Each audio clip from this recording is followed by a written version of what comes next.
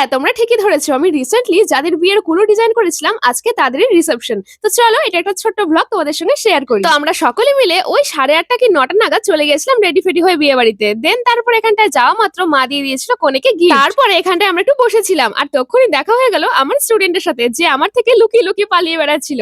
তারপর এখানটায় আমরা চলে গেছিলাম একটু খাওয়া দাওয়ার দিকে আর গিয়ে দেখি এখানটা ব্যাচ পুরো ফুল হয়ে গেছে। সেই জন্য ওই টাইম পাসের জন্য কয়েকটা ফুচকা খেয়েছিলাম আর কি। আর এখানটাতে হচ্ছিল চিকেন পাকোড়া। বাট এত এখানটায় ভিড় ছিল যে একটাও পাইনি। তারপরে দেখা হয়ে গেছিল এখানটায় তিতিরের সাথে। আর এই যে তোমরা কানেরটা দেখছো এটা না পড়তে প্রচন্ড ব্যথা লাগে কিন্তু আমার খুব ভালো লাগে জন্য আমি বারবার পড়ি। আর পড়লেও কিন্তু দেখতে ভালো লাগে আর কি। তো যাই হোক এখানটায় তারপরে দেখো এখানে আমরা খেতে খেতে দেখছিলাম হচ্ছে খেলা। আর এখানটাতে মেনুতে কিন্তু অনেক কিছুই ছিল এই যেমন স্যালাড, লেবু, তারপরে হচ্ছে বেগুনি, পনিরের তরকারি আর পাবদা মাছ। আর ফ্রাইড রাইসটা আমি নিইনি কারণ ফ্রাইড রাইস আমার একদমই পছন্দ না। তারপরে সাদা ভাত, কাঁঠাল মেটে আর খাসির মাংস দিয়ে খাওয়ার পরে চাটনি, দই, মিষ্টি ক্লিপ নিতে ভুলে গিয়েছি কারণ প্রচন্ড ভিড় ছিল। তারপরে পকোড়া আর কফি নিয়ে চলে এসেছিলাম বাড়ি। তো হ্যাঁ এই ছিল আজকের ব্লগ।